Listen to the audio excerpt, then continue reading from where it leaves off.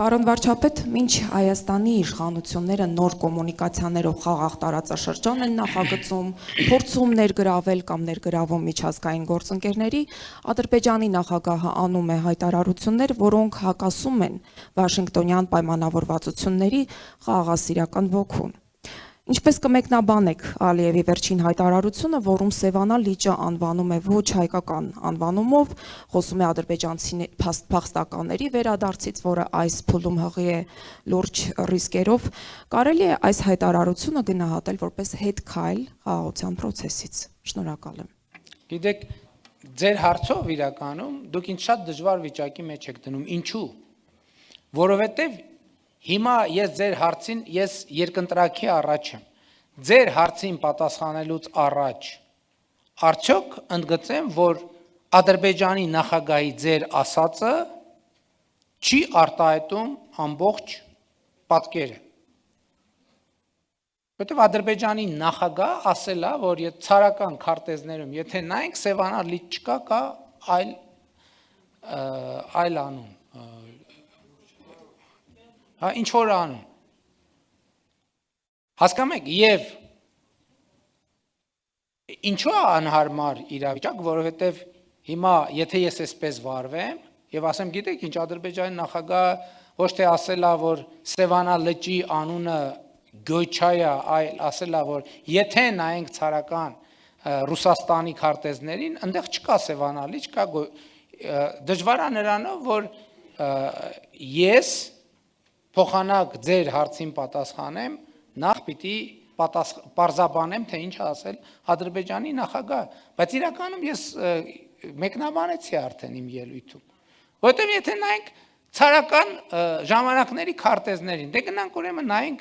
ես բաների մասին ասի Կիրովաբադի եւ Կիրովականի մասին ասի Ելիզավետպոլի ու Ալեքսանդրապոլի մասին չասեցի։ Այսինքն մենք պետք է ընտրություն կատարենք։ Մենք պետք է ընտրություն կատարենք։ Ինչ վերաբերվում է վերադարձի թեմային,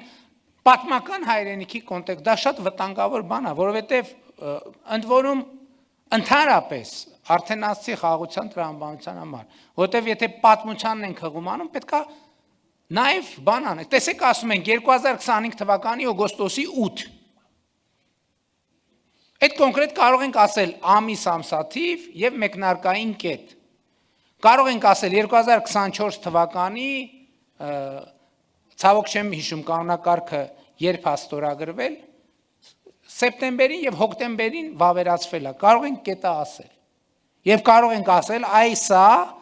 քաղաքական մեկնակետը, որի վրա կառուցվում են մեր process-ները։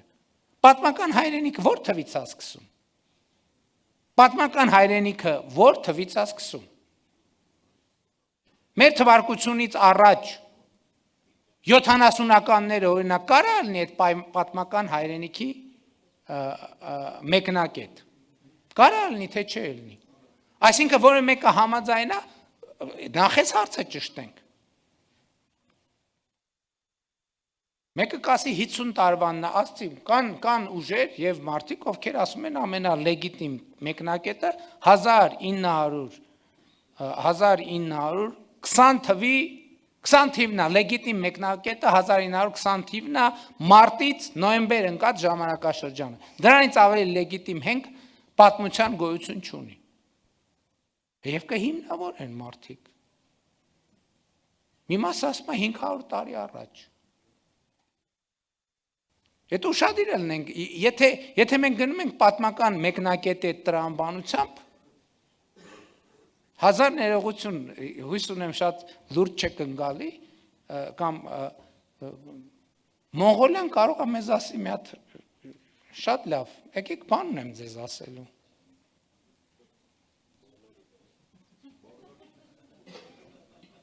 Վերջերս եմ ես Մոնղոլիայում եղել եւ ուզում եմ իրանց հետ նորմալ հարաբերություն, այդպես վախ վխելով կամած զգույշ գնացել եմ հանկարծ չասեն, այս մեր ինչ կա մեր դրանից առաջ Իրանը կարա ասի, ես ինչ եք քննարկում։ Ընդ որում երբեմն ես ձեզ ասեմ, մի այսպիսի զավեշտալի պատմություն ա եղել Հայաստանի եւ Ադրբեջանի ներկայացուցիչների միջև։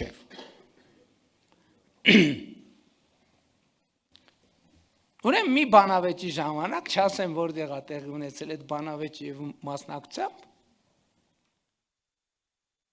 կողմերից մեկը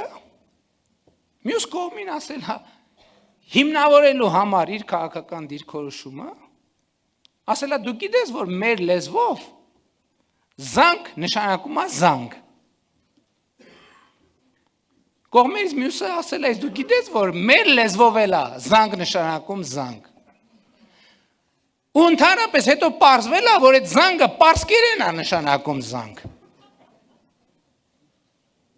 Հիմի ումնա պատմական ճշմարտությունը։ Ումնա պատմական ճշմարտությունը։ Արաբական երկրները Բյուզանդիան հույները որ սկսեն մակեդոնացուն հիշել ընդհանրապես Հռոմը իտալացի մեր գործընկերները ասի մենք ուր կհասնենք Ես էլ եմ ասում, մենք այդ պատմությունը կարդացել ենք եւ մենք իմ գնահատմամբ արդեն իսկ ստեղծել ենք նոր պատմություն, 2 տարվանն էլ է պատմություն։ Նոր պատմություն։ Եվ ես կարծում եմ, որ մենք պետք է շարունակենք այդ պատմության ստեղծումը։ Հա, այդ ընթացքում եւ էլի եմ ասում Ոչ կասեմ բարեբախտաբար, ոչ էլ կասեմ դժբախտաբար։ Պատմական սոցիալ հոգեբանությունը մի բան չի, որ սենց ռուբիլնիկը քաշես ու կանգնացնես, անջատես, անջատիչով։ Մենք պետքա կարողանանք անցյալը տարբերակել ապագայից։ Ընդ որում ապագան այսօր է եւ ապագան նույնիսկ 2024 Ապագան նույնիսկ 2024 թվականն է։ Մենք արդեն 2 տարի ապրում ենք ապագայի մեջ։ Հիմա պետք է ընտրություն մենք շարունակելու ենք ապրել ապագայի մեջ։ Որը այսօր է։ Եվ դա մեր ռազմավարությունն է։ Հիմա նույն տրամաբանությամբ ես ձեզ ուղիղ ասեմ։ Նույն տրամաբանությամբ, երբ որ Ադրբեջանը բան անենք, մոնիտորինգ անենք, Ադրբեջանում կարծիքները եւ այլն ժամանակ առ ժամանակ ներկայացնում են թե ինչ զեկույցներ կա։ Օրինակ Ադրբեջանում այսպիսի դիսկուրս կա։ Ասում են Հայաստանը ճիշտ չի ասում, կեղծում են, որ տարածքային ամբողջականությունը ճանաչել են Ադրբեջանի։ Ոնց են հիմնավորում։ Ասում են, բա ինչ է միջև մի ազգային ժողովում Լեռնային Ղարաբաղի դրոշները դրած։ Դե իրենց ընկալումն է։ Դե ասում են, դե եկեք մենք որ իրանք տենց է, եկեք մենք ասենք գյոյչա։ Ստեղ էլ ասում են, դե որ ասին գյոյչա, եկեք ասենք բան։ Գանձակ ասենք։ Եկեք ասենք կովսական, եկեք ասենք քաշաթաղ։ Իրանք ասում են, տեսեք ասցին ջրական։ Եկեք ասենք, որ Երևանը հին ադրբեջանական քաղաք է։ Ու ասում են Երևանը հին ադրբեջանական քաղաք է։ Այնտեղ նայում են, ստեղ նայում են, ասում են, տեսեք ասին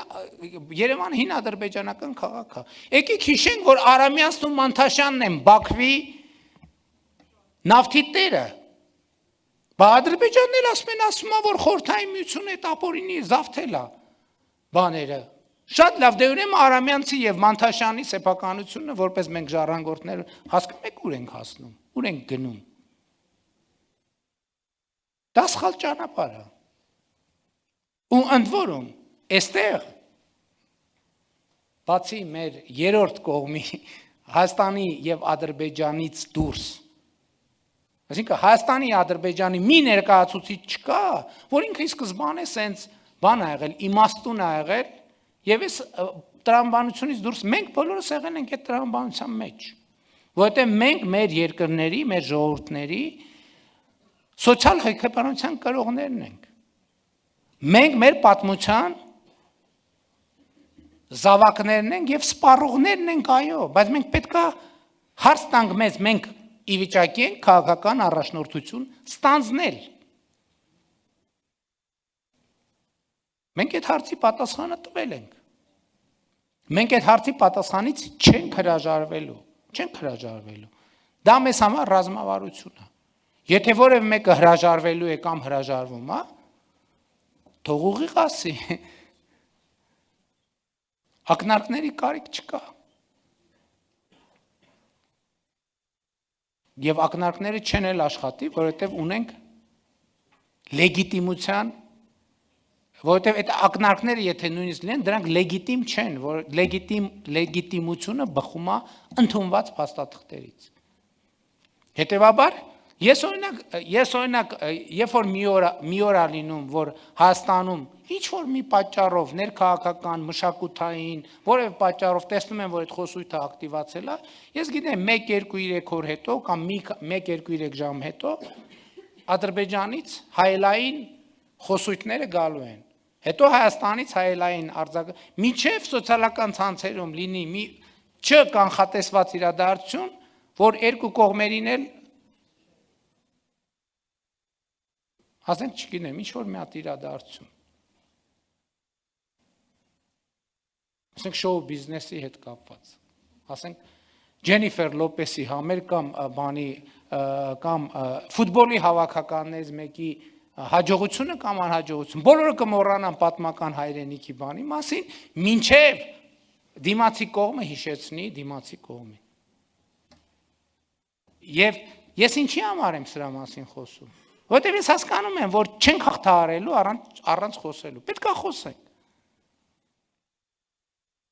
Որովհետեւ ընդ որում պետք է արձանագրենք, որ եկեք չփնտրենք մեկնակետը, որովհետեւ դա էլ է ծուղակ։ Որովհետեւ ես տեսնում եմ, որ շատ դեպքերում Հայաստանում մարդիկ չեն տեսնում փող կապերը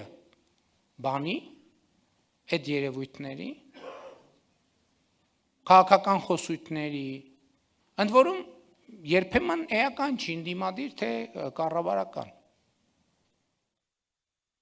Եվ Ադրբեջանում էլ չեն տեսնում։ Մենք պետք է խոսենք սրա մասին։ Պետք է խոսենք սրա մասին, եւ ես ուրախ եմ, որ այսօր առիթը կա, եւ ես խոսում եմ դրա մասին, եւ սա հրապարակային խոսույթ է, եւ մենք այս գիծը տանելու ենք։